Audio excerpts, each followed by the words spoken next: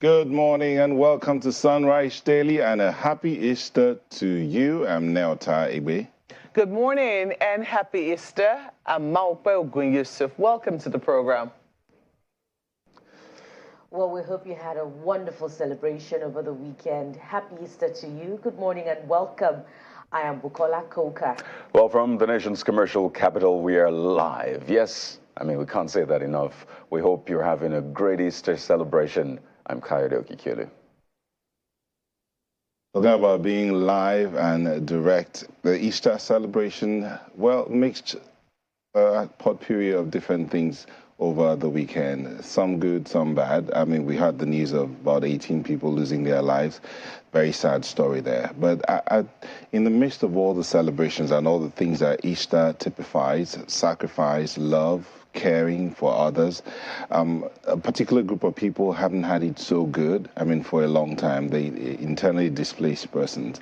Our crew visited there, one of the camps here in Abuja, Kuchingoro area, and had a few minutes with them to see how is it that they were spending their Easter holiday. One of the things that an elderly gentleman who was more or less speaking for the camp had to say says whether we're in our homes or whether we're here, we're just happy that we're alive. We're just happy that we're alive, and we're hoping that someday real soon we'll be able to go back to the lands we know to celebrate this kind of festivities with our families and loved ones. It was really touching, but the other side of it is the people that came to meet them. The first group came and were more or less serving the children. Then another group came and took on the adult and the children. Then at the end of the day, all of them gathered to sing and dance.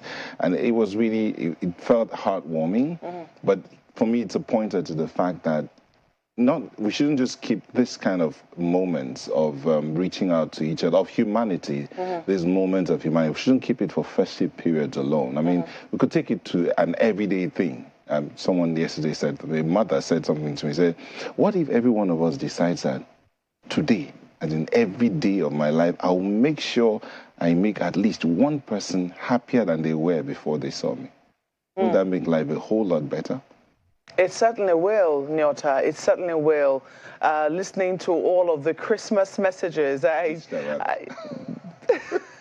where did Christmas come from? Maybe some people can't wait to get to December now. But yes, listening to all of the Easter messages yesterday and listening to the messages over again, one of the things that immediately stands out is the fact that people want the festivities, the essence of our religion, of our faith, because some people have said, oh, I'm not religious, I'm a person of faith. So whether you believe you're a person of religion or you're a person of faith, whatever it is that you profess, is it possible for it to reflect in our everyday lives? Because one of the paradoxes of our existence as Nigerians is the fact that we're so religious. You ask people about whether they're Christians and Muslims, most people identify as either one of these two religions. But then when you look at our daily lives, you have to ask precisely where did the religion go? Why is it not reflecting in the lives that we live? And this cuts across, be you a leader or even the led. And I think it is a question that we need to stop and ask ourselves on a daily basis. If I say I'm a person of faith, of whatever faith it is I profess, especially a faith that preaches love, that preaches sacrifice, how am I exemplifying that on a daily basis as a human being? This. Indeed. So we need to ask that more and more of ourselves. And I think that when we're able to answer those questions, in public life, in private life, in our families, because the bedrock of any society is the family. And the fact that I don't want to say most, I haven't done a census of that, but families are struggling, families are crumbling. We see children born, without families. They're left to fend for themselves. And then we ask ourselves, how did we come by thugs in society? How did we come by? But the people who realize that, something is failing somewhere, and the people who are serving as inspiration to other people to say, it can be much better. It can be much better. We can do so much more by ourselves. And sometimes these people are not even people of faith. They don't even profess. So I think that people who are people of faith, who say they profess one religion or another, you know, we should not sit by and let people who don't even believe in any God, you know, show us how to move. If we say indeed that, you know, God in our lives is what He is, who has shown us the way, then we need to show that way to others. We need to show that light to others. As you said, there are many stories to celebrate around Easter. One of them was the opening of the Catholic Church, St. Francis Xavier in Owo, Ondo State, and it was, I think, it was a moment that really signified for me the essence of Easter, the celebration of Easter, the fact that after death there is life. That's what Christians believe. That, you know, it doesn't end at death. That, you know, after death there is a hope for resurrection, which is what the essence of Easter is, that Christ came and destroyed death, and as a result, we have hope that after death there is life. So to see that church come back to life after a long period of mourning for those who lost their lives very tragically in Ondo State was certainly something to celebrate, certainly something to cheer during this Easter season. Of course, you also highlighted the situation in Enugu. So while we celebrate one instance, we also mourn another instance, which we'll highlight again during the paper review, because I also see that there are many more. And we'll have to ask ourselves, what more can we do? People shouldn't lose their lives in tragic circumstances, especially where we can help it. You know, but when we do, it's not the end. You know, people can always look forward that there will be life after death. I beg your pardon, Kayode and Bukola.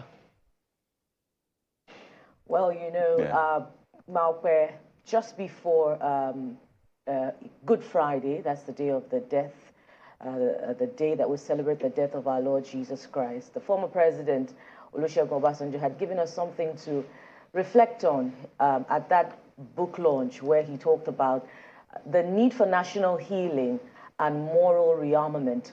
Moral rearmament may be the key words here this morning, and perhaps for all time. You know, moral rearmament, what are we anchoring it on? What truth are we anchoring it on? It may be important for us to anchor it on the truth of Easter, which is the foundation of the Christian faith. It just may be the most important celebration of the Christian faith. Yes, indeed, we celebrate Christmas, and Christmas, by the way, is my favorite time of the year, but Easter is the most important because it is, you know, the death, it's the celebration of the death, burial, and resurrection of our Lord Jesus Christ. So when we're talking about the need for moral rearmament, we should be anchoring it on the truth. And the truth is that, you know, he died that we might be saved. For this reason, the Son of Man was made manifest, so that, you know, he might destroy death. And the death is the sin, you know, the sin of mankind. So whether we're Christians, whether we're Muslims, what is the foundation of our faith on? You talked about something that is very key, you know, which is the paradox of our practical living, whether we're people of faith or we're people of religion. And, you know, the former president may be speaking or is speaking to that man who is in the civil service, you know, who would rather be induced to perform a service for which he has already been paid.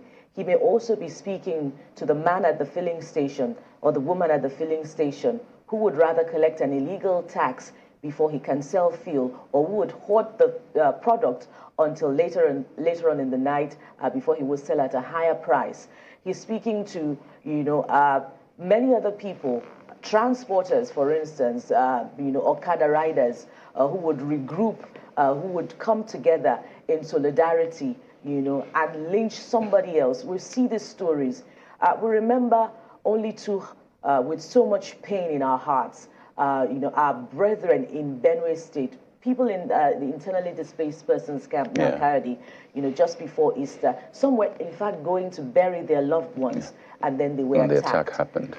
Time and again, they've been attacked, and Mr. President has condemned these attacks. So if we say that we're people of faith, if we say that we believe in a certain truth, that truth must reflect in our daily lives.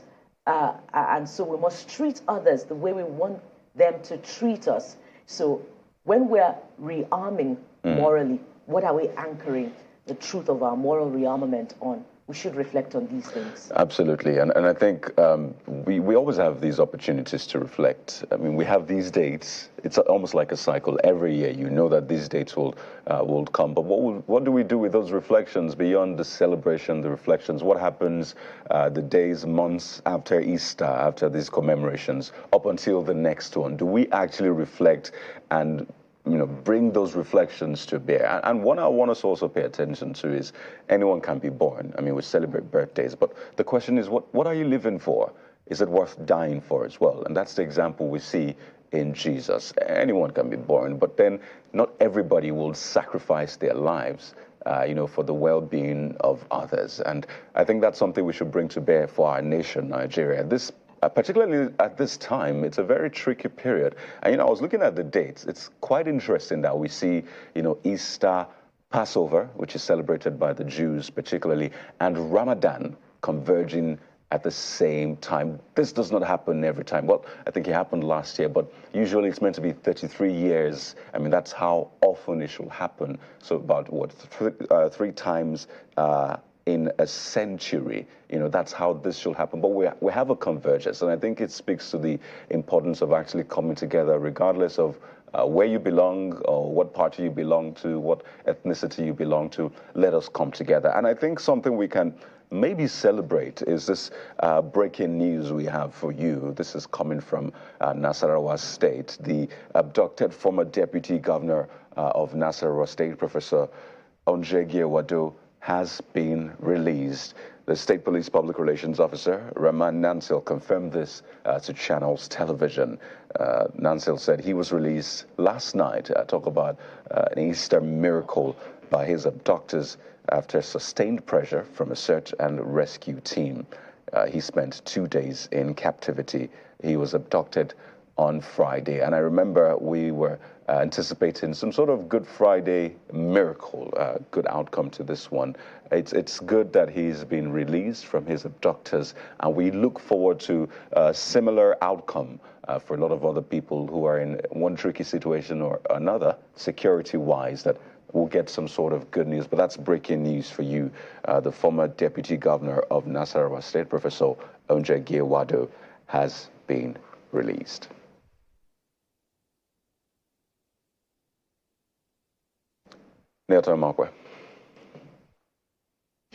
Yes, indeed, Kayode. Good news there. As you said, good Easter miracle, hoping that every other person will get to encounter an Easter miracle in this season, especially for our nation, Nigeria.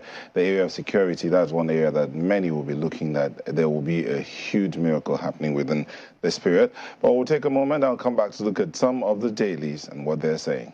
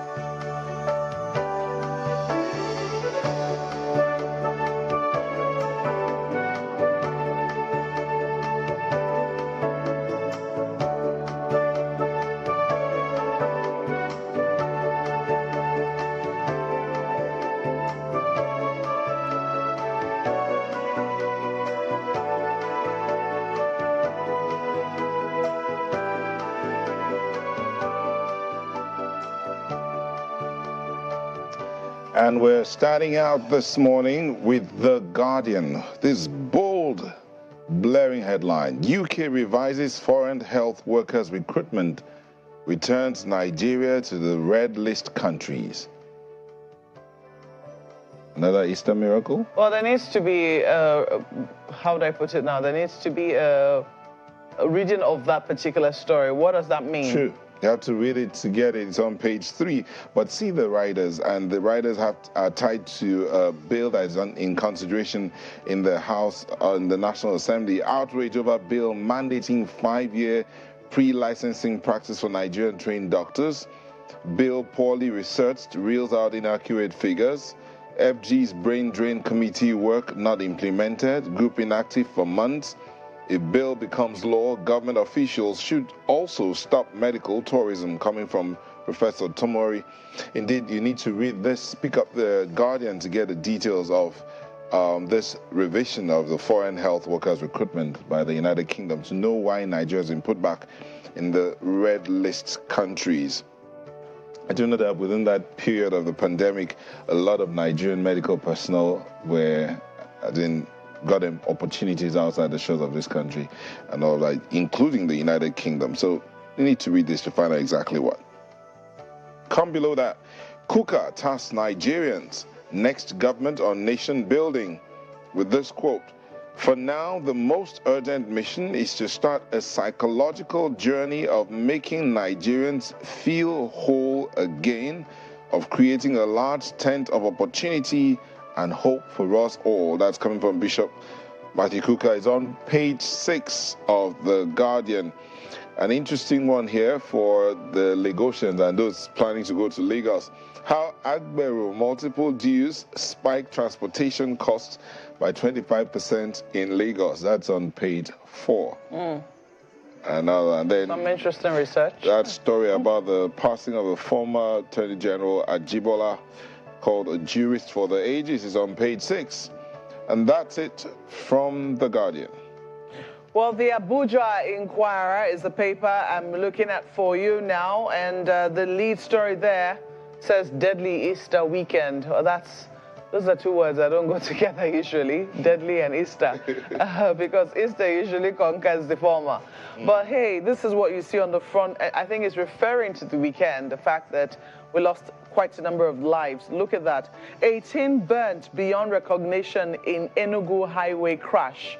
That is one of the riders there. Many drown in Bayelsa boat mishap. Fatal crash claims 3 in Abuja. So even here in Abuja, you see that we're losing lives. And all of these are tied to safety. These are not, herdsmen. These are not bandits. These are not kidnappers. These are avoidable situations where safety precautions could have saved lives. Is it in a road accident? Is it in a boat mishap? Is it in a fatal crash claiming 3 lives? There needs to be so much more that we can do as a people to show that we place a premium on lives. Look at this now. 10 months after terror attack, our church reopens. We had that story for you earlier. And they also still have this one. Kuka sets agenda for Tinubu, bids Buhari goodbye. I'm sure Buhari will be happy to say goodbye right back. Page 3 is where you find details. Look at the bottom there. A number of stories there. JAM fixes April 25 for 2023 UTME. So for students who are hoping to write the exams, April 25 is the date you need to set in your calendar. Nigeria's 222 varsities can only admit 2.5% of its population. That's according to NUC. It's on page 10. They have a number of other stories, but let's leave it there for the Abuja Inquirer. And flip to Leadership newspaper. Leadership newspaper focuses on, the unpleasant weekend, the killings that we recorded, and this is the way it chooses to render it. Concerns over renewed terror attacks after 2023 polls. Take a look at the riders this morning. Security experts fault president's matching orders to service chiefs without results. Haven't we had time and again of discussions over this particular issue? Why the president's orders isn't always accompanied by results. Take a look at the second one. They're already writing the handover notes. Surviving IDPs desert camps in Benue State. Of course, that doesn't come with much surprise if their camps have now become so porous that they're attacked time and again. Let's go, to the left-hand corner, right beside the big story there. You find this one: Osinbajo governors can rejoice with Christians at Easter. And there's something right under that one that would interest you, especially political watchers. Journalists, writers launch book on Osinbajo on April 28th. That will be interesting. Of course, the highlights of the vice president's, time during this 8 years of the Muhammadu Buhari administration, I believe, is what will be captured in that book. So we look forward to seeing that.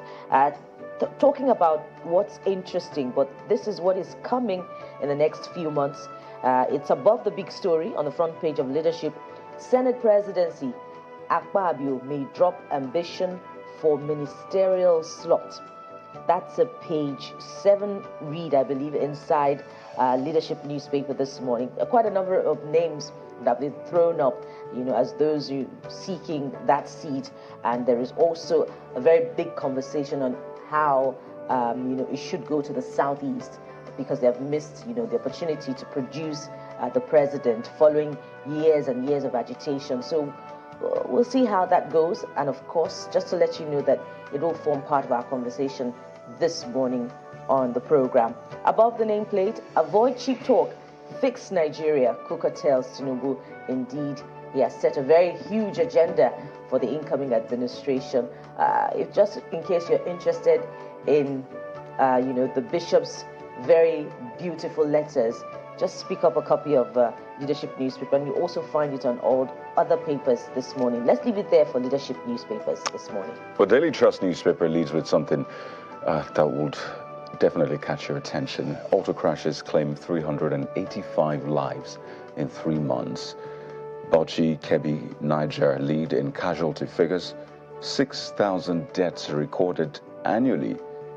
FRSC blames overspeeding, overloading others. And this is a period, I'm talking about the Easter holiday, where a lot of people will be traveling by road. So please, let's be careful on the roads. Let's just celebrate and not have to mourn during the celebration, all right? So page 4, it will be good to know also what is being done to step up awareness, step up punitive measures for those who are found wanting. You see some drivers facing common traffic, and they do it with so much impunity. And because they did it yesterday, nothing happened. They'll do it tomorrow and keep doing it. So it's important to actually ensure that there's a major clampdown from the right officials who are charged with this responsibility. And just below that, you see clerics must stop desecrating pulpits with partisanship, hate speech. That's, I think, an Easter message coming from the Sultan of Sokoto. Some more details on the inside pages. And this one would definitely interest you. Remember the talk about the $800 million palliative, the facility from the World Bank? Well, there's a front page comment from the Daily Trust saying, "We reject the $800 million World Bank loan for palliatives." So it's a front page comment, as I said. It starts on the front page, continues on the inside pages. I remember doing a breakdown of just how much each Nigerian will get. If this were done, if this were cash transfer, and seeing what that comes down to, and all of the controversy. $16.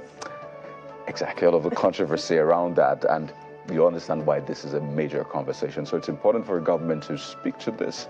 What is this facility about? How will it be spent? How will you ensure accountability? Because when you hear palliative as a Nigerian, you remember what you saw during COVID, how the palliatives were hoarded. So you wouldn't blame Nigerians for thinking that way. They've seen proof time and again that the management of these things leave much to be desired. Absolutely. Well, let's leave it there for the Daily Trust newspaper. Abuja. And the New Telegraph is the one I have here with the headline, Tinubu's cabinet, payback time for Northern APC governors. It continues on page 2, 26 and 29. See the writers, overrules in presidential primary, Wike to nominate a minister. Ganduje Wale Edun penciled down for FCT Finance Minister. Ribadu Fayemi Nnamani on ministerial list. Well, these are writers on the front page of the New Telegraph about the cabinet of the incoming president. Kuka, we pray God guides Buhari to retirement as we reclaim Nigeria from unpatriotic persons. That's page 5 and 25. Easter, Nigeria can rise above challenges, coming from Khan. And 10 months after attack, our church reopens. We talked about that one. Really interesting. The resurrection. Benue killings, Tom seeks deployment of more troops as death toll reaches 134. Not good news there. Below this picture of the clergy, you have 10th NAS leadership. Akpabio may drop ambition as APC set to zone Senate presidency to Southeast, Speaker to Northwest. Why Greenhorns can't lead NAS by Ogba. Northern aspirants should emulate Sani Musa's ethno-religious consideration, page 2, 5, and 29. This is where you find more details. Above the nameplate, or just below the nameplate, former AGF Bola Ajibola dies. Senate indicts budget office for unlawful approval of 19 billion naira to MDAs. You did get more details on that on page 3. An $800 million World Bank facility not solution to fuel subsidy problem. That's coming from Header. It's on page 26. You get to read that. Then JAM fixes new date for 2023 UTME as rescheduled mock exams hold tomorrow is on page 4. That's it from New Telegraph. Well, I sincerely hope that, somebody is listening to the opposition to that 800 or the concerns that people have raised about the $800 million World Bank loan for palliatives, and that there will be a sufficient engagement before that money is disbursed by any government. I mean, it certainly shouldn't be disbursed by an outgoing government. It certainly shouldn't be. If it's going to be, if at all, that is what they're thinking of. It certainly shouldn't be the business of an outgoing government to disburse $800 million. It certainly will raise a lot of questions, trust me, Nyota. But let's look at Vanguard newspapers for you and what they have on the front page. Supplementary polls. Opposition parties rally to seize control of NAS. That's the lead story they have there. I2 Guba, 5 senatorial, 31 reps and 57 state assembly seats. Opposition lawmakers elect speak. The details are on page 5 of the paper. They also have a number of other stories at the bottom there. Nigeria's oil production drops 2% to 1.517 million barrels per day. Nigerians frustrated by election outcome. It's on page 9 of the paper. That's according to Bishop Kuka. Benue killings, we risk annihilation. Or Tom raises alarm. It's on page 13 of the paper. They have all the stories. In Financial Vanguard, federal government's initiatives on non-oil exports failing. Contribution to gross earnings drops to 10%. Nasima, CPPE, others list priorities for incoming government. They also have that story, ex-AG of Bola Ajibola dies at 89 as Buhari, Tinubu, Abiodun, others mourn. Or we leave that story, or we leave the Vanguard newspapers for you. But if you flip to the back page, you also see there, Vanguard Sports, the hunter is now the hunted. Adesanya beats Pereira with stunning KO, reclaims his middleweight title belt at UFC 287. Drake pockets £2.2 million after Adesanya's victory. So, the miracle. I can only imagine the anger with which he was pummeling his opponent, especially since he was trying to reclaim his belt. True. Well, let's leave it there for Vanguard newspapers. In the spirit of Easter, we hope there will be no pummeling. Well, it's a sport. Outside the ring. Oh, of course. But that's sports. Let's take a look at Nigerian News Direct this morning. And in the spirit of Easter, the president-elect is speaking. And he says, Nigeria will move faster if we shun ethnic religious sentiments. This is as much as it is for the generality of Nigerians as it is for politicians. Yeah. And we hope that those around politicians as well, will do well to heed this, particularly their aides who are on social media, who deploy the use of very, very, derogatory language just to attack political opponents. And we saw this heighten during the general elections, not just the presidential elections. And it still lingers. It's still on. We must be honest. It will be good to see these political leaders, as much as they put out statements, across board, literally all of them have said one thing or the other about this. Speak directly to your supporters. In fact, you can mention names. Anybody you've seen that is flouting that, I imagine, the policy which you say that you stand for, naturally should be called out. I don't understand this this culture of protecting your own even when they're clearly in the wrong. I mean, democracy demands that you speak the truth, even if it affects your people. I know they will say, oh, it will reduce the support. I don't want to make these ones now go and support the others if I speak anyhow to them. But the big picture is Nigeria. So if your person is found wanting, by all means speak to them. Please, let us not just put out statements. Let us see you speak directly to your people who have been fanning the embers of division across religious, ethnic. Exactly. I mean, these naturally shouldn't even be our fault lines. These are meant to be our strengths. Really, the diversity is actually a strength. The fact that you can bring in different ideas and then come up with the best. That is a strength even some other countries had to open up for. The US, for example, had to open up to different cultures. Really, it's a melting pot of cultures, and you've seen how that has helped them. Hey, Bukola, it's Easter Monday, right? We must first of all see it as our strength. Yeah. Who is going to proceed by showing that example that will cause Nigerians to see themselves, first of all, as Nigerians before they see themselves as a Hausa man, an Igbo man, or a Yoruba man? Of course, we need that example. Absolutely. And politicians must do well, to campaign based on merit in public and in private, Kennedy. Absolutely. You have to do that. It's two-factor authentication now. Yeah, two-factor authentication. Okay, we're still with News Direct this morning. Let's go above the nameplate. This one will interest you. It is also in the spirit of Easter. I don't have all of the details, but of course, you should find them on the inside pages.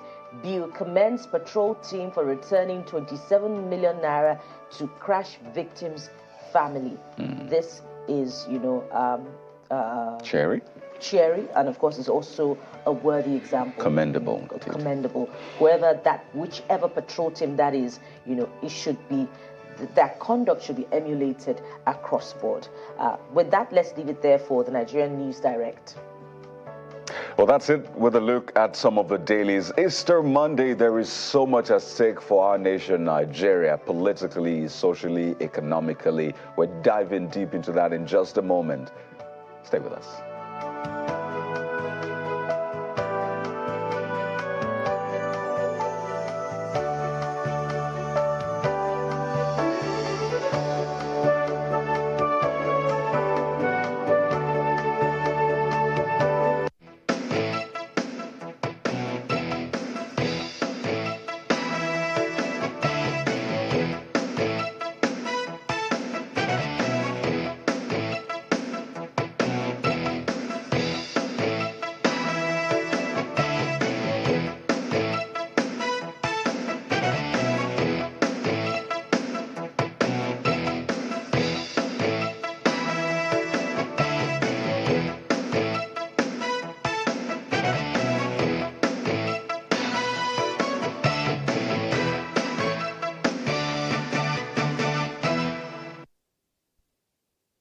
Members-elect. The 10th National Assembly is beginning to take shape as 326 elected members of the House of Representatives and 101 senators have been presented with their certificates of return by the electoral umpire.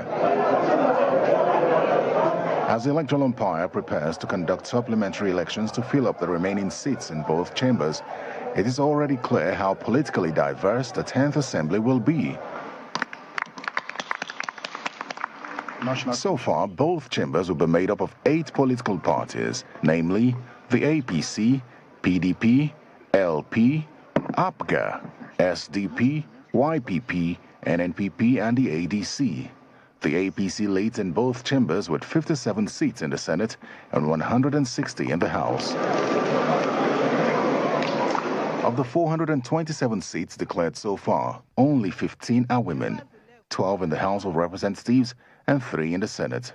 These figures are not that different from that of the 9th Assembly, which had 7 female senators and 11 female members of the House. Thank you, Honorable National Commissioner. The youngest lawmaker is a member of the House at 27 years, while 70 years is the oldest, shared by 3 senators. Beyond the diversity of the 10th Assembly, the high turnover recorded is unprecedented. 62 out of the 101 senators and 222 out of the 326 members of the House will be making their first appearance in the National Assembly as federal lawmakers. That is, as it stands, 284 out of the 427 elected federal lawmakers are first-timers. Considering the diversity in the 10th National Assembly, which is expected to be inaugurated in June this year, selecting principal officers may turn out to be the most difficult selection process ever faced by any National Assembly in the country's history. Terry Ikumi, Channels Television News.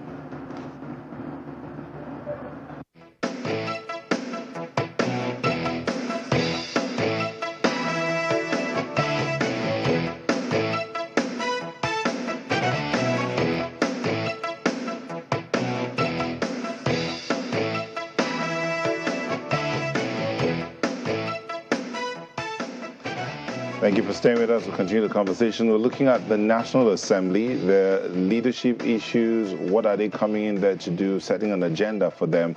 What's the plan? At least over 200 new legislators are coming to the National Assembly for the 10th session. So how would that pan out for them? I mean, if you have over 400, a little over 400 legislators for the National Assembly and over 200 are new, what's the role of experience? How's that going to work out? When you say experience is your best teacher, would that make any difference there? But to help us understand and look at what's going to happen in the 10th National Assembly, we have here in our Abuja studio a legal practitioner, Mr. Victor Giwa. Thank you for joining us. Thanks so much. Happy Easter. And joining us virtually is Honorable Oluwole Oke, who's a member of the House of Representatives representing Obokun Oriade Federal Constituency of Osun State. Thank you for joining us, Mr. Oke. Thank you for inviting me. Let's start off with you straight away. The 10th Assembly, I mean the 9th Assembly is winding down and the 10th is almost in. What would you say are the plans, seeing that of all the members that are there, over half of those that will be returning in the 10th Assembly are new? What's likely to happen there? It's a very bad scenario because we've lost some of our very experienced good lawmakers, and I will attribute this to poor party management and of course our level of development. It's a fact that we have to live with now. We have over 220 new members in the House. All the investments of the federal government, of Nigerian people on those lawmakers that couldn't come back, has gone down the drain. That is just the truth of the matter. But here we are. We have to live with the fact that, yes, we have 222 lawmakers new coming to the parliament. I want to give it to majority of them that I've interacted with. Some of them are professionals in their own making. Some of them are members of the State House of Assembly. Some of them have been in the National Assembly before. I met some of my colleagues that we came in 2003, those who joined us in 2007 and that couldn't come back, those who contested election in 2015, couldn't make it back in 2019. So that is the situation at hand. But by and large, I am sure we will cope with the situation. You still have some bold hands in the House who have institutional memory and who will play a great role in mentoring the new lawmakers. You said you started by saying it's a bad situation, but now you've gone on to say that it's like a mixed breed of those who have been in the State Assembly. Some were there in the National Assembly and couldn't make it back, but they've returned now. But you still say a lot of the investment Nigeria has made in them will be lost. One would think that fresh ideas, new ideas coming will help to speed things up. And seeing that you have new, some political parties that were not there before gaining entrance into the National Assembly, or those who had maybe one or two representatives in the National Assembly now have more than one or two, increasing their numbers as well. One would think that will give the debate on the floor, whether the green or the red chamber, will give bite to the debate and make it more effective. What do you think? The beauty of democracy is that given the scenario that we have in our country, we operate a multi-party system. Bonding Nigerians together in one or two parties might not be ideal for democracy. Multi-party system gives citizens options, to realize their ambitions and their potentials politically. But the aspect I'm talking about is about the cost investments of Nigerian people on the old lawmakers that couldn't come back because you may be a professor, a PhD holder, coming to the parliament, it's a different ball game together, because there's need for you to familiarize yourself with the rules of the House, vis-a-vis provisions of our Constitution and various acts of the National Assembly that have been in place. That's the area that I'm thinking that we may be slowing down. Well, I imagine that, eventually, people will be able to find their way around. This is the situation that we have, and this is the parliament that the Nigerian people have chosen. And I'm guessing that, they'll just have to make the most of it. So talking about making the most of it, Honorable, beg your pardon, Mr. Giwa, let me come to you. A lot of people will be looking at what it is that the Ninth Assembly has done. There will be things that I'm sure a lot of Nigerians might still want the 10th Assembly to look into, perhaps some of the leaves that were left unturned in the Ninth Assembly. Some people want the 10th Assembly to look at it, but first, they have to cross the hurdle of leadership. The rumor is now rife. We don't know how true this is, and really we don't deal in rumors, but in some instances, you can't just help but look at that scenario. The fact that the number of lawmakers in opposition are way more than the majority of lawmakers in one particular party, whom naturally should pick, selected leadership. But oftentimes, as I said, it's an independent parliament. They can select, it's left for them to pick leaders amongst themselves. And there's now talk that perhaps opposition parties, seeing their numbers in opposition, are looking to, strategize to see if they can also produce a leadership. Do you think that will work? Can it work? Yeah, thank you very much. I think it can work. One of the things we have been able to, what we have observed in the past, is the fact that when you get to the National Assembly, what is supposed to take center stage is national interest. It's supposed to be the believability of each of the candidates and its purpose and focus. What kind of candidate can provide the said leadership? Yeah, it is assumed that when a political party has, majority, they should determine the leadership, but it doesn't play out here in Nigeria and from the past. What we have seen will be a lot of horse trading, a lot of arrangement, permutations. People will start to reach out to other, political parties. They start to, push for the leadership institute, the believability of the candidate, what he can do in terms of just opposing the particular candidate with the agenda, what they think they want to achieve for this country. So it's going to be a very dicey one. Nobody, has been rightly pointed out, the opposition party, which is the ruling party, which is the APC, cannot really say that they will have, because we have seen, to some large extent, where members of the ruling party have put themselves out to say, oh, want to be the Senate president, and the speaker and all of that. It is not a fiat accompli, because, like we have rightly observed too, that the members of the oppositions put together are more than the members, of the ruling party. So there must going to be a serious horse trading. There's going to be serious engagement. People should be appointed based on their capacity, on their capability, and the believability by their own colleagues. And so when you get into the National Assembly, it is a different political game. The oppositions will want to also push their candidate. And looking at the election that brought out these persons, you will discover that Nigerians, the number of opposition candidates candidates in the National Assembly, or members of the National Assembly right now, because they are now members, is based on the agitations of Nigerians.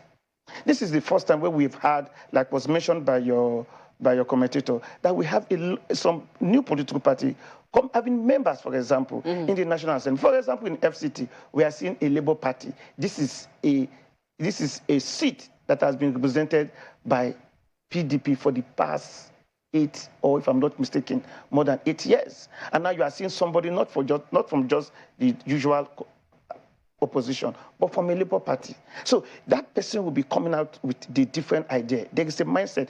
There was a reason why that particular member or senator has been elected. So she must now move with the agenda of the basis of which she was appointed. Indeed, and she's going to bring that into the National Assembly. Do you think that? Indeed, and I think that's what a number of lawmakers will try to do. I mean, she has already started trying to set the agenda for what she wants, what she hopes to achieve, and some of the things that she's hoping to push for in the National Assembly. I think she was speaking recently about, getting a mayor for the Federal Capital Territory, something that will, there'll be big questions as to whether that constitutes, because it has to be a constitutional amendment, whether it's something that will even come up at all in the National Assembly. But she started speaking. The question is, for a number of people, do you think that this sort of politics, if people decide that, look, we're in the opposition, we're far more than the party, the ruling party, do you think that politics could overshadow whatever agenda? Because you now find people constantly maybe living on edge, watching their backs, etc., etc.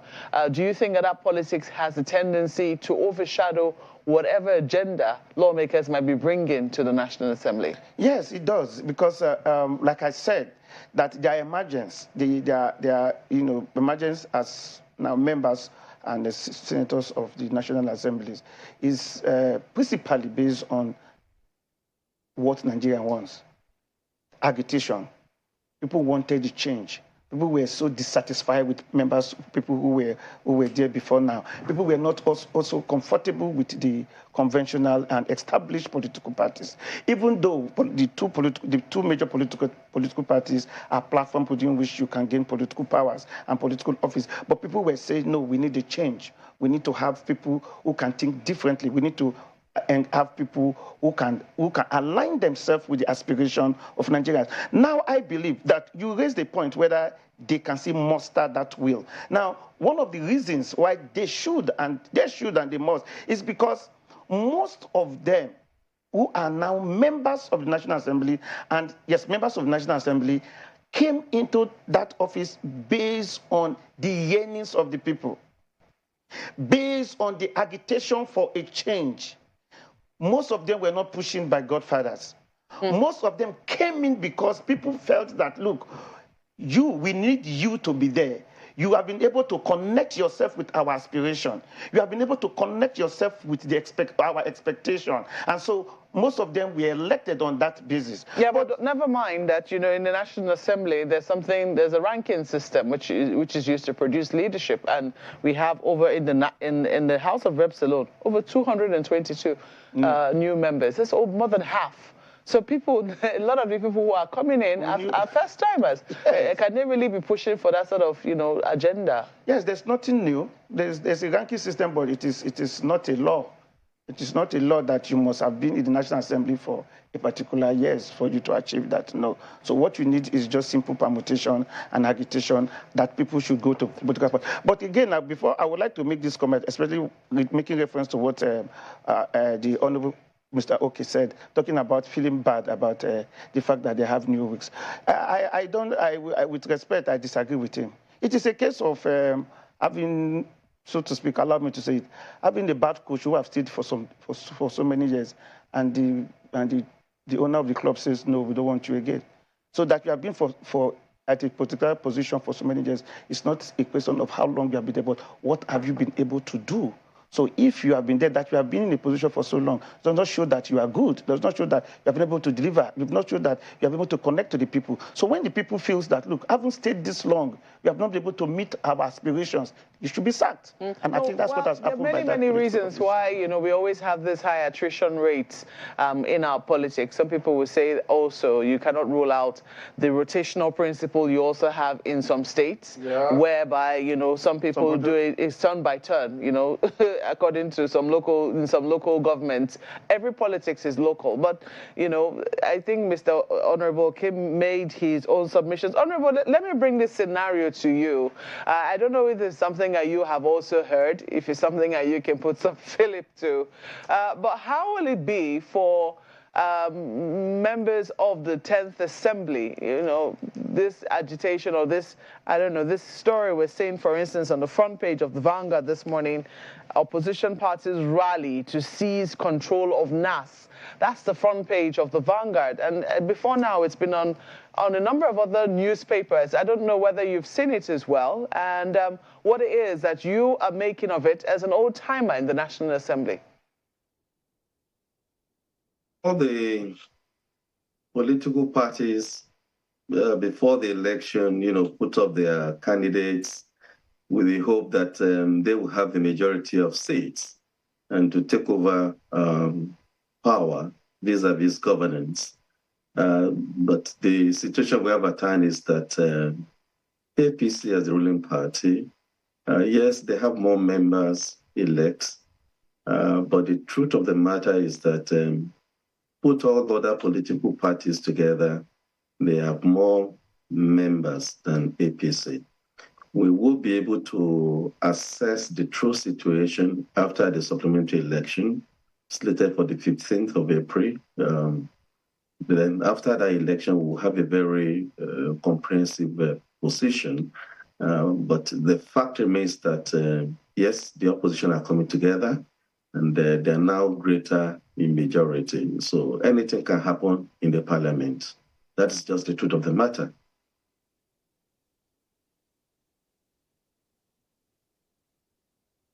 Mr. Oke, this matter of leadership, so to speak, we know that there was a time when the opposition rallied themselves together and produced a leadership in the National Assembly that is contrary to what the leadership of the ruling party wanted. You don't see that playing out in this case? Impossible. I didn't get that. It is not impossible. Okay, but how do you think it will work out? Well, if the minority parties can come together, but let me take you through the formation, the beginning of these political parties.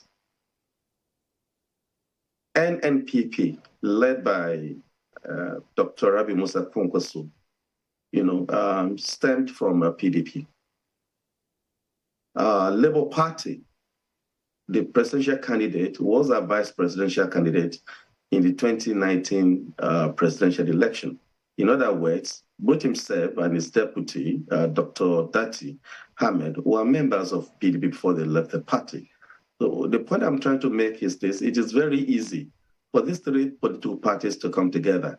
And if you put the numbers together, all they need is to put, even SDP, I've looked at the members of SDP from Nasarawa, Honorable Gaza, and his other colleague, Honorable Dairu.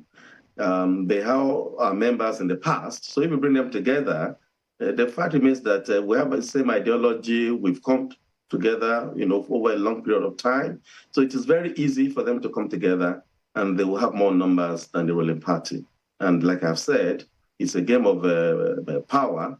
Everybody struggle. You know, nobody serve you power freely on the table. You snatch it.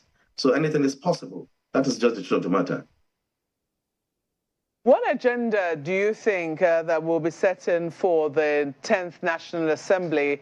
I mean, as a member of the 9th National Assembly and also looking forward to being inaugurated as a member of the 10th Assembly, are there things that you think that are a matter of priority for the 10th Assembly to immediately pick up? Yes, national security, economy, power generation. These are the issues that really affect Nigerians. Nigerians can no longer go to bed with their two eyes closed. Economy, we've seen policy somersaults. Healthcare, education. We've seen our students being locked out of the universities for months over simple matters that can be sit down and discussed and ironed out. You see, these are all the issues that we are suffering from, and there will be issues that we in the 10th Assembly will be focusing on. Okay, let us hope that indeed that this agenda, but what precisely do you think that lawmakers can do about this? Is it a question of laws? I mean, because when you talk about, for instance, education, universities being shut down as a result of ASU strike or a result of government not meeting its own end of a bargain, thereby forcing lecturers to go on strike. What precisely do you think lawmakers can do about that? Is it something that laws can solve? Globally, the legislature is a symbol of democracy. And I expect that in the 10th Assembly, we will be looking at a process of, sharpening executive policies that they may evolve or bring to the parliament based on international best practices, experiences, and then sharpen their policies and then look at our laws and see if there's need for us to amend our existing laws, enact new ones, or repeal where the laws have become obsolete and unworkable. I think this is what we'll be doing in the 10th Assembly. Mr. Giwa, let me come to you. I'm wondering whether you also see a room for, some people have also said that part of the frustrations a lot of people have, currently feel as a result of the elections which we've just finished, we've just conducted, and it has left many people feeling more frustrated than elated. And I'm wondering whether you think that this is a question of laws. Do you think that perhaps there might be need to look at the Electoral Act once more? Or do you think that this is now about us as a people? Well, you see, we have never had a problem with our laws. Like Justice Oputa said in one of his rulings, the problem with Nigeria has never been our laws. Our problem has been the operators of our laws. Our problem has always been ourselves. Lack of political will, excessive corruption, abuse of office, lack of check, impunity. These are the major issues affecting Nigeria. Our problem, I think, should be too many laws. You don't need plenty of laws to govern a country. So in Nigeria, we have done amendment, representation. I mean, look at the Electoral Act that was just passed, Electoral Act 2022. Here we are. Simple express provision of the law. It is even sad that those provisions of the Electoral Act that were pushed, presented by INEC themselves, they find it difficult to apply that law expressly, not something that can be inferred. I'm talking about, if you want me to be specific, the section that says that they have within 7 days under section is it 54 now or so, if I'm not mistaken, that says, look, when the election is declared, you have within 7 days to review it. It is a new introduction to the electoral, process. Not one, with all this hullabaloo coming from the electoral process, no one, not a coalition officer, not a returning officer, has tried to even invoke that section. I was at the coalition center when those agitations were coming. So what I'm now saying is that it is not an issue of law. It is the political will. Nigerians, I really don't know. Like I said in some fora that sometimes before people get office, they think for themselves. But when they get into office, they seem to have people to think for them. So that is why maybe, when they get to offices, they start looking for people to think for them. And that is the cul-de-sac we have found ourselves. So our major problem has never been the law. Our major problem has been those things I've mentioned: lack of political will, corruption, abuse of office, and impunity. Okay, at this point, we'll take a break. We'll be back in a moment. I'm sure that our colleagues in Lagos will be, firing their questions when we return from this break. Please stay with us.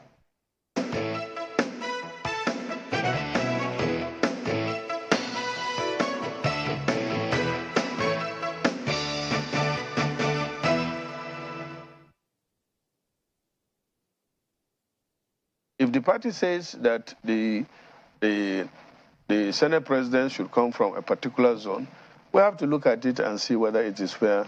The Senate president is not supposed to be a regional president.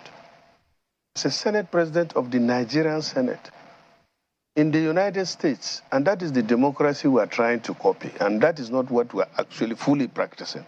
I see people coming to the National Assembly with nothing. And then suddenly, because they spend years in the National Assembly, they become rich. Something is wrong. You see civil servants living in houses of billions.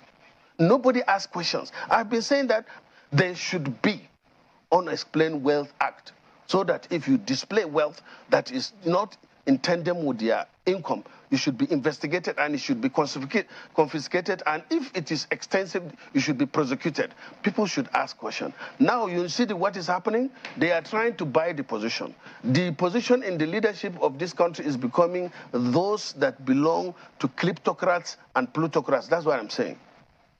Democracy is no longer there. So they're already planning to buy this position? They are buying it already. Didn't you hear the accusation that they are sharing money? Some people think that the more they have. And I was even thinking, even in the last election, if I had more money, I would have won. Yeah, I think Nigeria should put more pressure on us, the senators, and demand for what we are elected to be.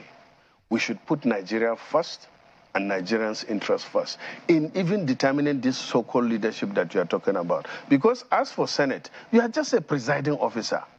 It's supposed to be one among equals, not first among equals. The problem now is we always put a Senate president and say he is first among equals. The rest will now be, listening to his gavel that you give him. He hits it up anytime. But he's supposed to be one among equals.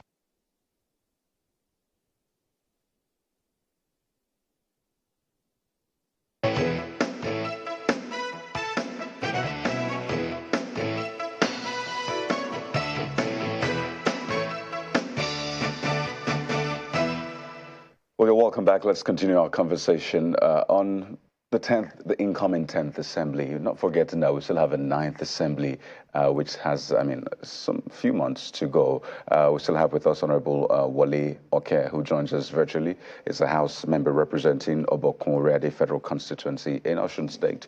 And from our Abuja studio, Mr. Victor Giwa, who's a legal practitioner. Gentlemen, thank you for staying with us this Easter Monday. Honorable, let me come to you now. You're a fifth-time member of the House.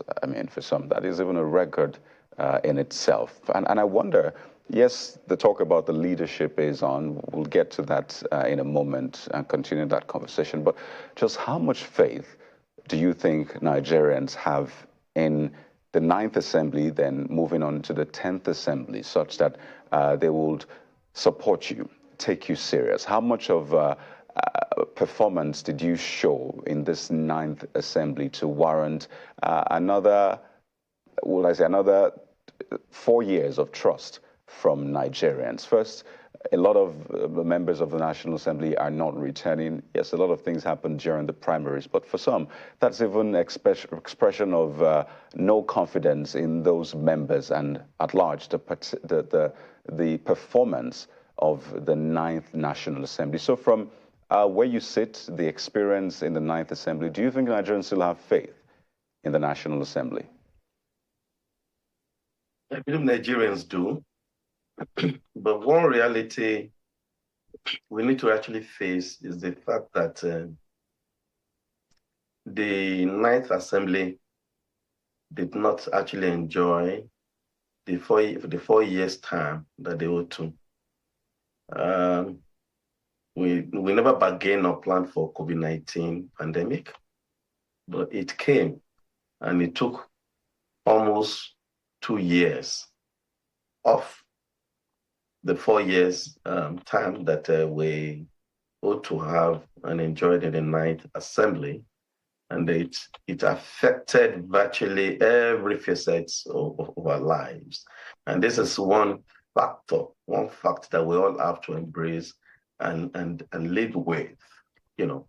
So I believe that Nigerians have faith in the Ninth Assembly and going forward, the 10th Assembly. Most of our colleagues that couldn't come back, not that they didn't perform or do well, like I observed earlier, that most members couldn't come back owing to party management, administration, local settings, rotation between one local government or the other. But you will agree with me that when you return your members, the society, the constituency is more likely to benefit more. So going further, I can assure you that Nigerians, have faith in the Ninth Assembly. We try our best under the leadership of Speaker Femi Miller, who has brought a lot of experience on board in the administration, the management of the Ninth Assembly. More bills, more laws were made.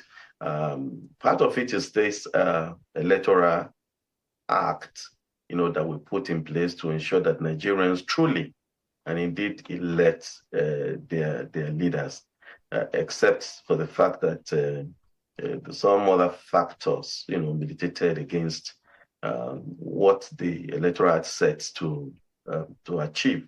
But I can assure you that Nigerians have faith in the Ninth Assembly vis-a-vis the upcoming 10th Assembly. They've made their choices, they've elected their members, and we just have to, move on. It's interesting the point you made. Let's talk about this, the build-up now. The point you made about so far the minority parties, now the opposition parties are more when you sum them up in the House of Representatives, 162 for the APC, and all other parties 163, at least the figures that the INEC chairman spoke about. So just one ahead. We'll wait for the supplementary elections, naturally, to see how that plays out. But we've seen the movements now. You believe that some of these parties have their roots in the PDP, but don't forget that the deputy speaker had a meeting with the governor in your party, Governor Wike, and Governor Wike was said he will support the leadership of the party at the national level. And he described Honorable Wase, as someone who is experienced, that the House does not need a greenhorn. So to that extent, it looks like your party has a lot of challenges, even in-house. So how well would you be able to marshal in-house and then by extension other opposition parties to maybe rally round and have a say in this leadership emergence process? You see, politics is very dynamic in nature. Yes, I agree that our deputy speaker visited our leader, Governor Wike, and they had that banter and exchange. The fact remains that some other aspirants may also visit Governor Wike, and then you probably have to listen to what he has to say. in PDP, I will admit that we have our issues, but in Yoruba land, in my culture, is when two elders have their issues, the younger ones, are taught not to dabble into it, because when they resolve their issues, you may not be there. I'm sure we'll get over all our problems, we'll resolve our problems, and I can assure you the journey for 2027 election has started. And like I observed earlier, that these three other political parties, two other political parties, NMPP and Labour Party, stem from the PDP. And I can assure you there's likelihood that we'll come together if truly we want to take power in 2027. So it's a very dynamic situation. And as we progress, you see what will happen. That some of us may have learned our lessons and we have seen the reason to come together and bond together properly to be able to take over power. Well, Honorable, the elder and children analogy, I don't know if you're describing yourself or people in the National Assembly as the children in this case, because clearly looking at the age, some of you are even older than some of the governors and all of that, but perhaps I'm stretching that analogy too far. But let me go to Mr. Giwa in our Abuja studio and get his thoughts on this. So what we saw playing out in the presidential election, the G5 governors, for example, in the PDP, the kind of work they did and how we saw the elections come out, the Labour Party factor as well, which we saw play out a lot during the presidential election. Are we likely to see that play out in the emergence of leaders for the 10th Assembly as well? I just referred to that meeting the Deputy Speaker of the APC had with Governor Wike of the PDP, where he said he was going to support the leadership of the party at the national level.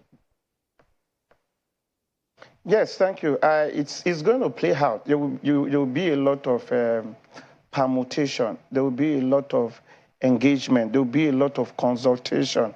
There will be a lot of horse trading. There will be a lot of discussions, engagement with other political parties. Like the Honorable said, there are some political parties that have some common grounds. Most of the members-elect and senator-elect that are from other political parties carpeted because of the disenchantment with certain issues within their former political party. For example, like he made reference to the case of Nasarawa State, the SDP, most of them came from the PDP and other political parties. In some states, too, we saw people who won in elections under the Labour Party. They actually came out from PDP. So, but you will see a lot of engagement. You will see a lot of horse trading. You see a lot of consultation, that we, and you will see some cost carpeting, people moving from, people being a member of a political party, but are moving and pushing the agenda of other political party. They will just retain their position as a member of the party that brought them in, but actually they will be doing the agenda of other political parties. So it is allowed, it is horse trading, it try to argue their members, they try to connect. So it is likely going to, we are likely going to see that playing out, people having a connection with their other, former political party or their affiliate political party, if I can use that word. You will see the issue of horse trading. You will see promises. You will see, Nigeria political parties, especially in National Assembly. You will hear cases of, being a chairman of a juicy committee. When I win, when you vote me, I will make you a chairman of this juicy committee, and all of that. So you will see that playing around, not mostly for for the interests of the country, but some of them will be mostly for their personal aggrandizement. Yes, you will see such consultation. Mr. Giwa, let's now look at those consultations vis-a-vis, the zoning agitation. And we find that in the Senate and in the House of Representatives, when you touch on the Senate, you hear names like Honorable Undume, whom we just heard earlier on. You hear names like Senator Osita Izuna, so you hear names also like, Senator Ojus or Kalu. And at the Senate, the agitation is that it should go to the number 3 position, should go to the Southeast. And in the House of Representatives, you hear names like Honorable Yusuf Gagdi. You hear especially the Deputy Speaker, Idris Wase. So when the agitation for Southeast, the Senate presidency should be zoned to the Southeast, clashes with merit, which should take precedence, and how should the party manage it? So when you talk of ranking, for instance, Honorable Ndume who is also in the race, is also interested in the race. At the House of Representatives as well, other zones are interested. Honorable Peter Akpatasin is also a ranking House of Reps member. Yusuf Gagdi is also a ranking House of Reps member. So when merit clashes with, that ranking rule at both houses, which should take precedence, and how should the party manage it? Good question. I think in making the analysis or analogy of these issues, consideration needs to be given to the circumstance. One, the tempo or the status of the nation, the feeling of the nation, the unity of the country, the agitation of the people, the need to have a united Nigeria, the need to appeal to certain persons and certain groups, the need to address the dissatisfaction in the system. And so what do I mean? When issues of states, region, conflicts with merit, the proper thing to actually look at is to look at the merit, because Nigerians and Nigeria have suffered as a result of political compensation. What I mean by political compensation, we have seen a system where people are made to occupy certain office or offices based on the region they belong to. Now, looking at the region they belong to, the question you will ask is, what have they been able to bring to the table? Have they been able to address national issues? Have they been able to solve the fundamentals? Because Nigerian problem has nothing to do with religion. It has nothing to do with tribes. It has nothing to do with, and I will say what I mean. Poverty in the Northeast, poverty in Borno State does not take the toga of being a Christian. People in Borno State, the richest people in Borno State and that in Enugu State, you cannot bring each of them and say, oh, you are poor because you are a Muslim. Or the guy in Enugu State, the poorest of the poor in Enugu State, is poor because he's a Christian. He's not poor because he's from the Southeast. He's not poor because he's an Igbo man. The man that sells, the ladies that sell tomatoes in Lagos, in Ajegule, that have about 5 of his siblings sleeping in one room. They are not there because they are from the South. They are not in that issue. Out of school children in the North, it's not happening because they are Muslims. It's not happening because they are from the Northeast. The same problem in the North is happening in the South. It's in the West. It's in the East.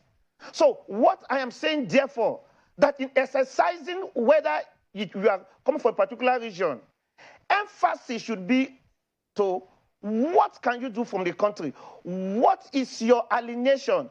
What directs your actions?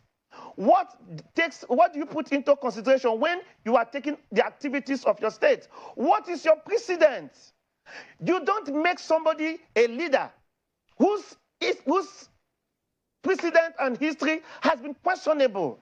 If you want a particular candidate from the Southeast or from the Northeast, the question we must ask ourselves as a political party, because your question is, what will the political party do? Is what are they bringing to the table? What is this person's history? What did he do in the past? What can he do now? What is his understanding about the peculiar problem in Nigeria? If Nigeria as a country is like an hospital, we be in the emergency unit. Nigeria needs a country that can a united country. Nigeria needs people who can give us a sense of direction. Nigeria needs people who can connect to them. Nigeria does not need people who have a landlord mentality.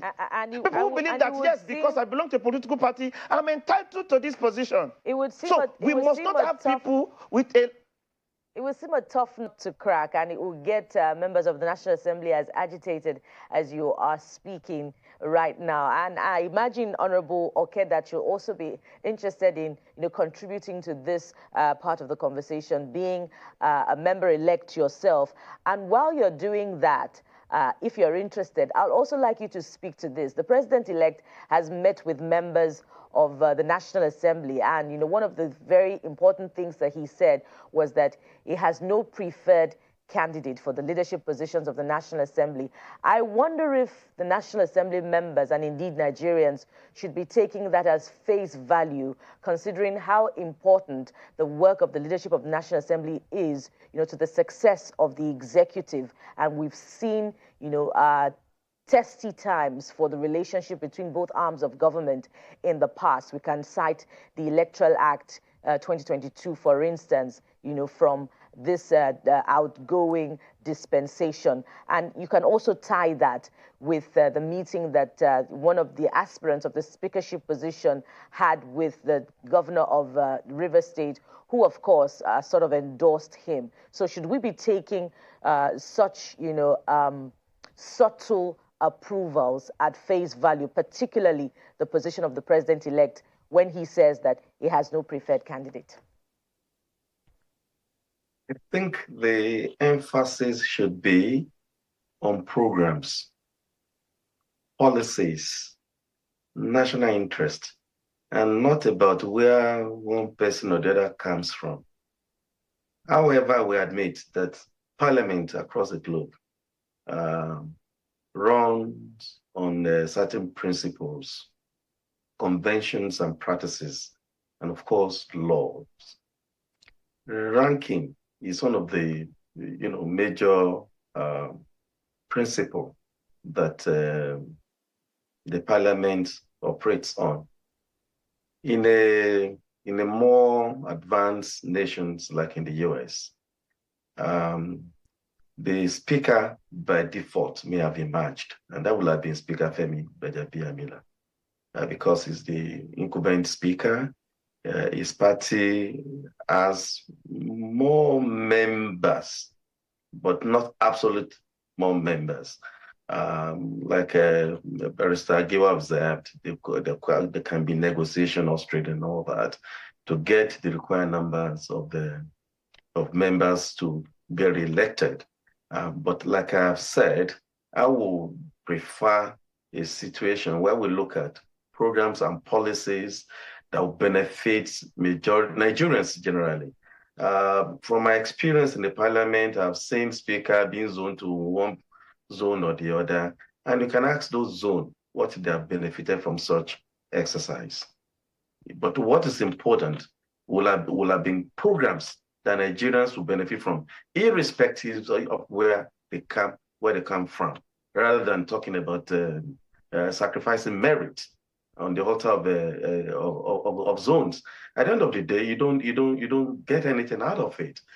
Just like you observed, you may be compensating people personally with their personal gains and all that. But when it comes to society benefiting from a government, I think it is better to put people to consider competence, capacity, experience, and people who can deliver the job. And when you put in place good programs that Nigerians benefit from, let me give you an example. Look at the social investment program of President Muhammadu Buhari. It's a very fine, beautiful program that Nigerians would have benefited from, but it was not implemented properly. There was no law, there was no rule of engagement, there was no law guiding it. It's one of the best. It's one of the best programs that the government actually brought on board, where Nigerians, the poor people, the underprivileged Nigerians will benefit from. But look at implementation. It was not properly handled. There was no rules of engagement. So policies and programs of government is what we should focus on and who can deliver the job rather than looking at where Mr. ABC comes from. The president-elect, like you observed, look at him. It's not that as if a majority of his party leaders wanted him to be their candidate, but he fought his battle, and he has the competence, he has the experience, and then he won the primary, and then of course the election itself is before the court, so I don't want to talk much about it. I don't think zoning was the basis of his election, even our party as well. I don't think it's also zoning. I don't think zoning was the base of election. I think it was more of who was able to manage the situation to emerge as the candidate of the party. So as far as I'm concerned, yes, I want us to consider ranking, experience, capacity, rather than talking about zoning. And I don't think zoning will work under the current dispensation. Okay, Honorable, staying with you, since you talked about this matter of laws, and I do remember that Mr. Giwa said Nigeria's never had issues, and he's a lawyer, so he should know. He said Nigeria's never had issues with laws, but it's about the implementation of these laws, and I mean the enforcement and indeed implementation of these laws. You talked about laws to guard or to guide the implementation of certain policies of government. I do know that in the Constitution it says that the number one assignment of the government is the safety and welfare of its citizens. Now, if that is already there in the Constitution, do we need more laws? Does the 10th Assembly need to come in and do more laws to ensure that, like the policy you talked about, the social welfare policy of the government, which you say, in your words, was not properly or was not effectively carried out as it should? Do we need more laws? Dynamic society, when in 1999, when our constitution, the Grand Norm, was signed into law, there were developments, and if you look at that time till now, there have been changes in society. And so when you have new development in society, and we're also a member of the global community, so there might be need for us to think with our laws to make sure that we operate in tandem with best international practices that has evolved. So you cannot really close our gates to lawmaking. Of course, the purpose of having a parliament in place is to also make laws. So if you are saying that we shouldn't make laws because we have some laws on ground, then it means we have no reason to put in place to. But real quick, shouldn't the legislature be thinking of how to ensure that the laws made as they are followed through and implemented? Shouldn't that be what the legislature is looking at instead of tinkering and making more laws? Yes. In the House, we have a committee called Legislative Compliance in both chambers. Their mandate is to ensure that our laws are complied with. So, but that notwithstanding, my position is that if there is need for us to make laws, subsidiary legislation, for us to adhere to ensure that the laws that we had in place are complied with, we shouldn't close our eyes to it. Okay. Let's get Mr. Giwa's closing thoughts here. Mr. Giwa, your closing thoughts. Well, I just feel that in terms about the agenda for the National Assembly, the National Assembly had issue of stabilizing the legislative activities and fostering national development. What should be the agenda for the 10th National Assembly is the unity of the country, security, reduction of poverty, raising the youth, reducing or curbing the youth unemployment level, unification of the country, and ensuring that when Nigerians are given what they deserve, the issue of where you come from, the religion you belong, will not be an issue. The National Assembly should set an agenda that will bring into unification of this country and national development. Thank you very much, Mr. Victor Giwa is a legal practitioner, and he joined us here in our Abuja studio. Thank you for coming in this morning. Thank you. And he joined us virtually Honorable Oluwole Oke, who is a member of the House of Representatives, also re-elected to go into the 10th Assembly. Congratulations again. And thank you for coming on the show this morning. Thank you. Sunrise will be back. Sunrise Daily, rather, will be back in a moment. Please don't go away.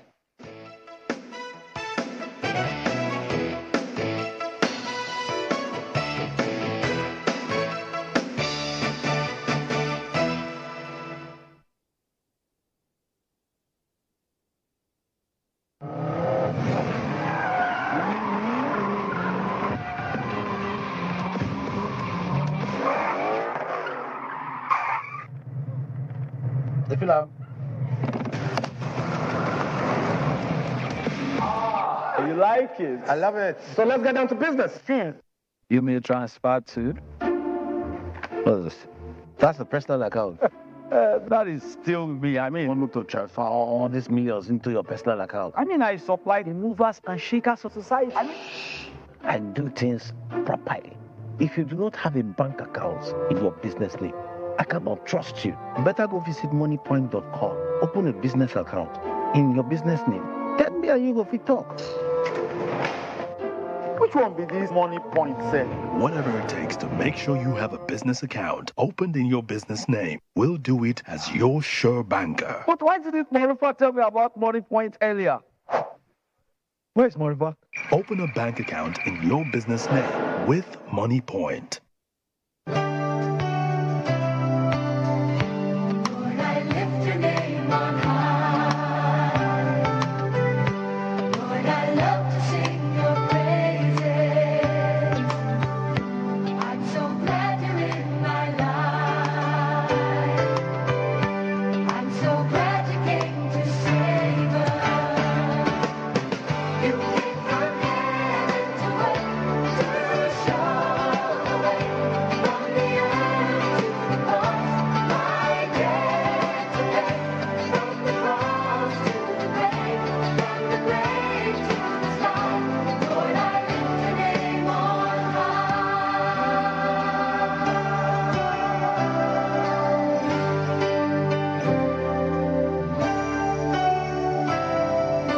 Easter from Channels Television.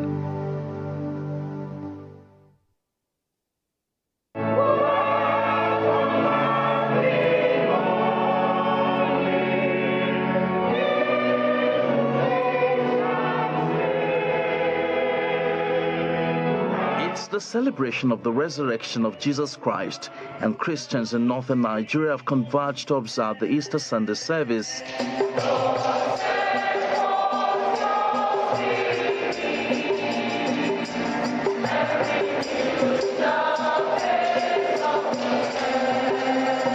A solemn yet reflective moment.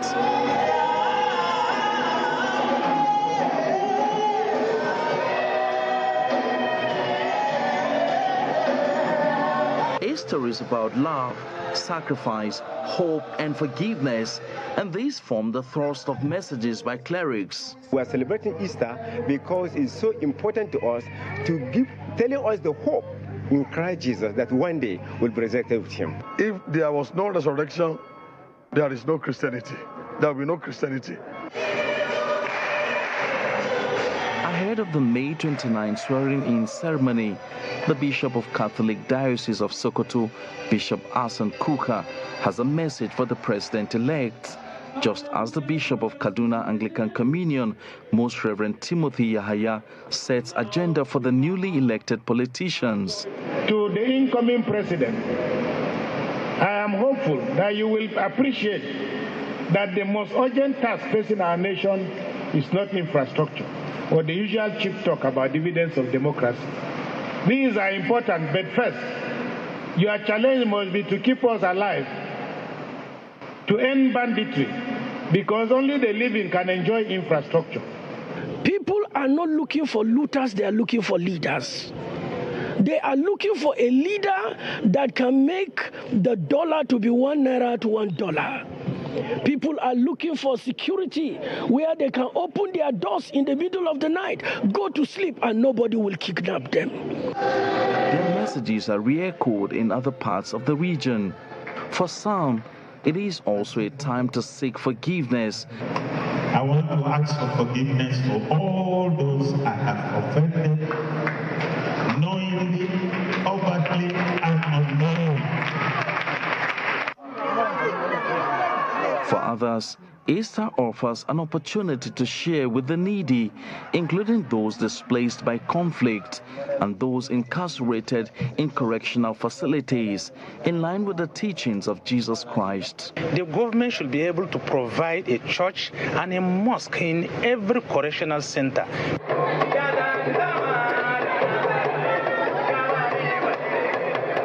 It is expected that the lessons learned from Easter celebration will not be forgotten after the day is over, but lived as a lifestyle, not just by Christians, but by all mankind across the globe.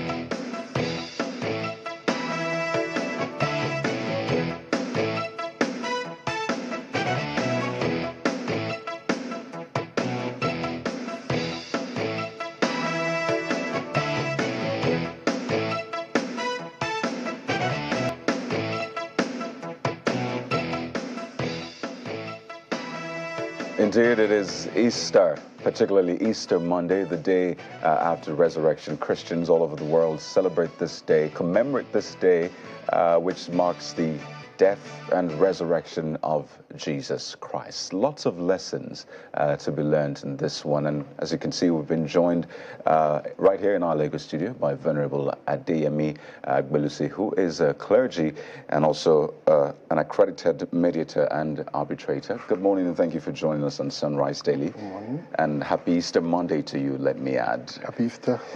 You know, festivals like this are not just for the festivity's sakes alone, not just for whining and dining, a public holiday. There's always a significance, a message behind all of that. And this is coming at a time where Passover, Easter, and even Ramadan are coming literally at the same time. So for Easter, for millions of Christians around the world, what is the lesson? What is the significance that we should bear in mind while we're tearing apart the turkeys and the chickens and what have you? All right, thank you very much. I perfectly agree with you that the celebration and the chicken could be a distraction, but Easter, again, is just another ritual of the church, another celebration. And it's a lot like a piano and music. So if you play the piano and there's no music, then it's pointless. And if you listen to music but you don't understand the piano, there's also a disjoint. So yes, it's important to know the reason for this season. Now, I always like to situate it in the fact that the church has a calendar. I always emphasize that. Yeah. So Easter doesn't stand in isolation. So we started from Advent till the Christmas. Then we moved down to the baptism of Christ, Epiphany.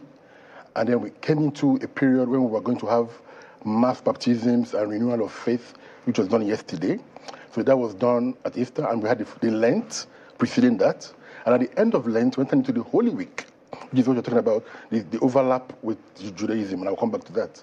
And then we come into the Easter, then Easter Monday, then we go to the Ascension, then Pentecost, and then we enter into the harvest or Trinity season. So in reality, the Easter and the Passover are almost identical. And for the last 2 years, they've overlapped, Ramadan, Easter, and Passover. And the significance of it really is very easy to say it's about freedom. Because on Palm Sunday, the Jews will go to the temple, historically, to select a lamb that they will offer for Pesach, for Passover. And that was when Christ entered into Jerusalem. Now, when they also are examining those lambs, Christ also examined it was being examined by the Pharisees. Yeah. Then when they were cleaning their houses, preparation for the Feast of the Unleavened Bread, which we call Monday, Thursday, Christ was cleaning the temple. Then on Monday, Thursday, they celebrated the Passover, or the Pesach. So they had the matzah and they had the mayim, which is the bread and the wine. Christ also instituted the Holy Communion. Yeah. Then they entered into the Good Friday, which was really now when they slaughtered those lambs. And as those lambs were being taken all over Jerusalem, it was like snow taken to be slaughtered, Christ was taken to the cross. And then they entered into the high Sabbath of Saturday when they all rested. And then on Sunday, which was yesterday, they celebrate Bakurim, which is the feast of the first fruits. And we also celebrate the Easter, Christ being the first fruit of a new creation in Adam. So there's a context to everything. So the Passover for the Jews represents freedom from Egypt, marking the Exodus, which is really a deliverance. And so Christians also mark it as a deliverance from sin and death, not only physically, but mentally, emotionally. And that's what we should find in this. So what was Egypt to the Jews? It was not really a bondage. It was a system that degraded them. They were in hard labor. They had to rely on people for their food and their existence and how they lived. And so coming out of Egypt, God said, let my people go that they may serve me. They may be human. And so their freedom from Egypt was not just about free, it was about freedom. God would have probably just struck Pharaoh dead and just use one big plague and release them. But no, it was a process to take them out and then make them to the Jewish nation. So the Christian celebrates also a deliverance from depression, losing hope, being stagnated, and seeing that through the pathway of suffering, one can emerge as a better, renewed person. There can always be rebirth. No matter how things are totally destroyed, there could always be rebirth. I was happy that the church in Owo that was destroyed, but I think about 10 months ago, was opened yesterday. That was very significant for me because it shows that the church again rises from the ashes of that death. You know, this is a cycle. As you said, the church has a calendar. I mean, others have their calendars, and it's literally a cycle. Every year we have these festivals, commemorations. The Passover, for example, started way before Christ. The commemoration had started. He participated in it, as you said, and it was symbolic. Even he himself going to the cross, symbolic of the Passover, the lamb, and all of that. And then Easter, after Christ, has been commemorated thousands of years. But these challenges still persist. Hopelessness. I even think that right now, coming off COVID-19, and then for a lot of people, the elections in Nigeria, they probably can relate more with hopelessness now than ever before. So these challenges, looks like they're not going away. So how do we still find significance, power in these festivals amidst the myriad of challenges that seem to be growing by the day? Beautiful. Awesome question. Now, Christ says to us, shortly after their Easter and his ascension, he says, in the world you will have trial and tribulation, but be of good cheer, or be happy, because I've overcome the world. So I don't think suffering will ever end. With the global forces of change, economic disruption, technological disruption, globalization, currency, and realignments, the world will never get better, to get darker. But you as an individual will always have to resolve to be of good cheer. Nobody has the right to make you unhappy without your permission. So the message of Easter is that you need to be able to look at the Good Fridays of your life, which there have been many of them, a failed marriage, loss of a child, loss of a business, dashed up at elections, all kinds of things, but still say to yourself, something better is possible. A better future lies ahead. The looking forward to the salvation and the comfort that God brings. And it's significant that the next feast after Easter, which is the Sukkot, we come after the 50 days from now, is really about God sending us the Comforter to be with us and to keep us in the difficulties and the hopelessness which we just alluded to.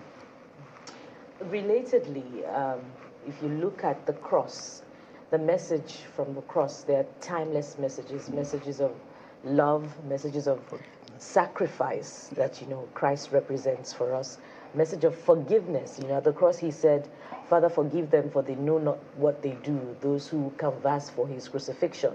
on the cross. And these are the things, that Christians stand for. These are the virtues that they profess. This was the starting point of our conversation this morning on the program. So it's a paradox, when we go out into the world and you find that a lot of Christians who go to the church every other Sunday, every other midweek day to profess these virtues do not practicalize them when the true test comes. So how do you explain this paradox? Okay, well, the Bible says that we hold this treasure, this news of salvation, in earthly vessels, or unclean vessels, that the excellency may be of God. So in reality, yes, there's always a disconnect between religious people and spiritual people, or people who profess religion and those who actually practice it. That has always been. In fact, it was religious people who crucified Christ.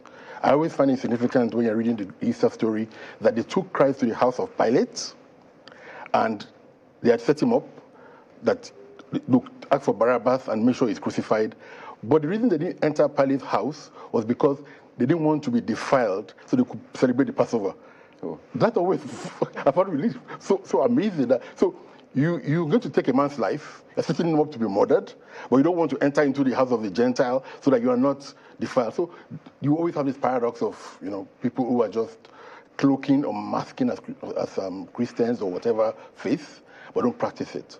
But again, it comes back to individual choice and decisions as to what moral values, what ethics you want to live by. Are you saying those who are hypocritical in the profession of their faith are the religious ones? Oh, yeah. Those I mentioned that. Who stand for what they believe? Yes, in Jerusalem this week, I was in Jerusalem 3 years ago, and I was amazed that on Wednesday, I couldn't get out of any of my friends. I was at Hebrew University, and I was, what are you guys doing? So we're cleaning our houses. So why? So tomorrow is Passover. So they have to clean their house, literally, as in deep clean, and then they preparing for the Feast of the Unleavened Bread, removing every dust and every yeast. Meticulous cleaning. So for the Christian, we don't clean our houses. We're supposed to clean our hearts. So at Easter, in the Anglican Church, we have what they call the Easter anthem. It says, Christ, our Passover lamb, is sacrificed for us. Therefore, let us keep this feast, not with the unleavened bread of hypocrisy, but with the leavened bread of sincerity and truth. So the church reminds us that we must stop being hypocritical and cleanse our hearts. Cleanse our hearts. The whole process of the 40 days of the Lenten period, and I'm very sure that that's the same thing with the Ramadan, which is almost gone, is about self-examination, seeing the dark side, because, we all have a good side and a dark side. Like I always say to people, you have Brother Balogun in church and Balu Baba in society. It happens everywhere. So should there be a disparity? Should there be... Well, becoming a person of integrity is the margin of these two. So in reconciling these two, and it's a conscious effort. So Easter and the church feast helps you to self-reflect and to examine yourself, like we do just before we come to the communion, and then ask God to forgive you, and then renew your intention to go out and live. And it's significant that when we end the communion service, we always say, go out in peace to live and to love and to serve the Lord. And we say, in the name of Christ, amen. So the church dismisses you at every communion, telling you to go again and start again and do it. But I'm not sure people really get the meaning. And I imagine that, Christian leaders also get to a crossroads as well, in decision making, where their Christian faith clashes with tough decisions that they have to make that do not necessarily align with, Christian values. What counts? I'm trying to find an example now, that could match up easily with what we're trying to talk about. But I imagine that you catch the drift. Yes. So what counsel will you be offering for Christian leaders whose decision-making clashes with their Christian faith? Well, in Ezekiel 34, God talks about giving us good shepherds. So just like you've always had the cliche, many are called but few are chosen. And many who call themselves by different religious titles. And I don't think that should impress anybody. In fact, it has become so bad that if I travel now internationally, I just say I'm Dr. Agbelusi. because I've almost been strip searched at several international airports once they say, oh, you're a priest. You know, so it is really a dirty word. I mean, I've been in England before, I was in my collar, I was entered the shop, and someone said, you get out of here, you pedophile. I'm like, excuse me? You know, but so that's really where we are. So religious leaders really need to know that there's a need to start practicing what they preach, becoming good shepherds. The church exists to influence the world, to take care of the poor, not to become general overseer that people worship. You know, so they must take that heart of humility and service, which is why on Monday, Thursday, one of the rituals is that the Pope or the pastor, whatever, washes the feet of the parishioners, telling you symbolically that even though you are called leader or you're called father, you're really called to serve. You know, your greatness lies in your service. Very interesting point made there, but let's toss this to Abuja now. Nyota. Thank you, Kayode. Venerable Agbelusi, thank you so much for coming in. I just have one question I'd like to ask you. You talked about the significance of Easter, and I mean, the Christians are celebrating Easter, the Jewish religion celebrating the feast of, I think, Passover and First Fruits. The Muslims also have some kind of celebration all around this same period. The three major religions are having about the same celebration around the same period. But you, being a certified arbitrator and seeing that this is coming almost immediately after the general elections in Nigeria, what should we be thinking about reconciliation? How can we use this season to reconcile the different sides of the divide? I mean, bringing everybody together for the purpose of moving this nation forward. How can we do that as an arbitrator? What areas, what are the things we can bring into all of this? Okay, thank you very much, Nyota. I'll use your words, because as an arbitrator, we always break down the disputes into issues. You say, how can we advise the people of Nigeria or the nation to apply Easter to their lives? Now, the first thing is, what is the definition of a nation? And if you Google that, you'll find that a nation is people who are bound by common ethnicity, language, history, culture, and society. So, does Nigeria have a common ethnicity? Does Nigeria have a common language? Does Nigeria have common culture? Do we have common society, and do we have a shared history? No. And this is why you find a lot of agitation. So one of the things we can do to resolve this dispute is to realize that we need to create tribe Nigeria. We can have a common ethnicity in terms of our national values, and being able to realize that we must define who the Nigerian is. You know, I've read the pledge over and over again. I pledge to Nigeria, my country, to be faithful, loyal, and honest, to serve Nigeria with all my strength, to defend unity and uphold our honor and glory, so help me God.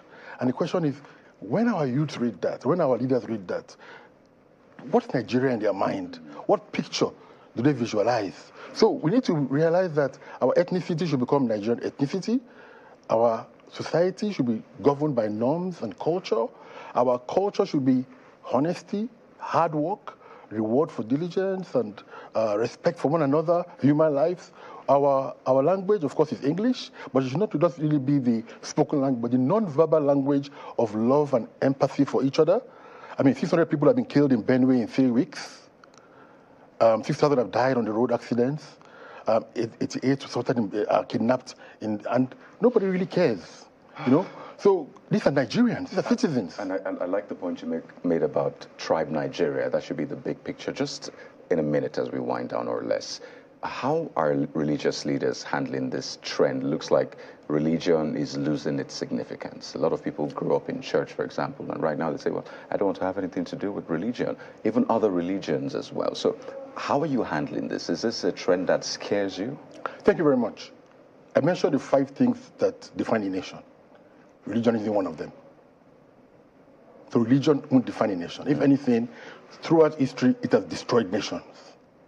So in reality, religion is private. And so when our ground norm says Nigeria will be a secular state, it's right. The church has a place in the transcendent world, because our kingdom is not of this world, in bringing that to their members in their different locations, whether traditionalists, whether Muslim, whether Christians. But coming into society, becoming salt and light, then we now become people who work in the media. We use sports. We use teachers in the school educational system. We use music. We use these things to bind our country as a nation, with our religious values telling us, one, love, sacrifice, and be hopeful. Have a clear vision of a better self. Like in conflict resolution, we say all conflicts start from the intrapersonal conflict. Very So I know we can go on, and I really hate to do this, but we are totally out of time. In fact, I had to squeeze that in, but thank you so much for the insights. Venerable Adeyemi Agbelusi is a clergy and accredited mediator and arbitrator. Thank you. By the way, if you want to catch that interview, you can always rewind or join it on our YouTube page, but it's been an amazing. Well, we have emails from you this Easter Monday. This email is from Kenneth, and it talks about the race for the National Assembly leadership, saying that ahead of the inauguration of a 10th NAS in June this year, underground leadership positions in the federal parliament commence shortly after the election. Those eyeing leadership positions and other principal officers have been far away with their moves, and we look forward to a more transparent and accountable system in this dispensation, he says. Very quickly, Law Alpha Cross says, the National Assembly is a critical stakeholder in the delivery of dividend of democracy. So it's imperative that competency, mindset, track records, antecedents, etc. are considered in choosing their leaders to ensure a peaceful nation. Professor Imonaka Enakena says, whether our politicians are godless, precocious, ignoble, or feigning ignorance, or nobly, the truth is they're all driven by the same ideology or objective. Hopefully, the 10th National Assembly must look within for members who are detribalized and must shun the togas of religion for members that have capacity and capability to lead, irrespective of political affiliation. And Festus Akingbewa says, the group of legislators recently elected to a NAS is the most diverse ever, and it should be celebrated by all Nigerians. Although it would have been more exciting if more women and people living with disabilities had made it to the 10th NAS. The legislators in the incoming National Assembly must embrace this new sense of belonging and inclusion in electing their leaders. Nigerians expect a more dynamic 10th National Assembly. Nothing more, nothing less.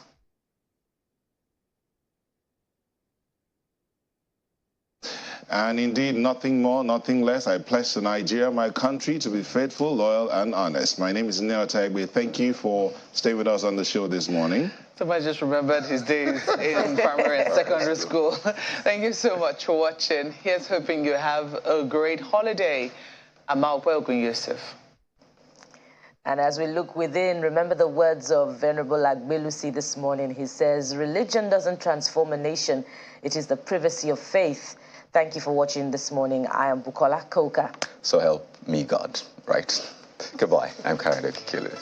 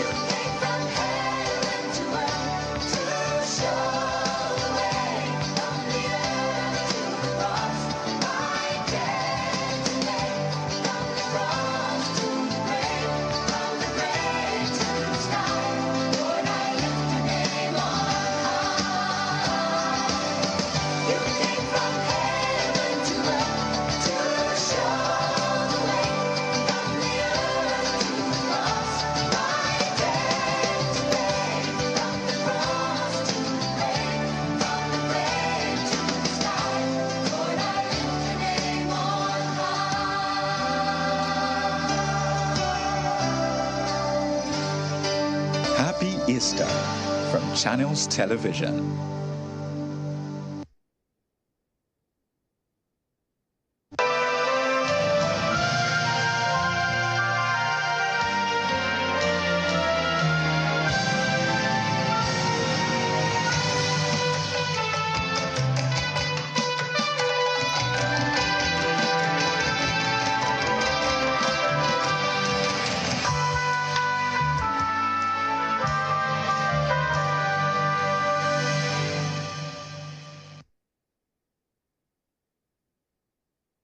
Our website, channelstv.com, has more information on our top stories and others. Subscribe and watch Channels Television's live stream on YouTube and other social media platforms using your mobile device browser. Or download the Channels TV app for Android and iOS devices from their respective stores. You can also watch us via your smart TV platforms on Apple TV, Android TV, Fire TV,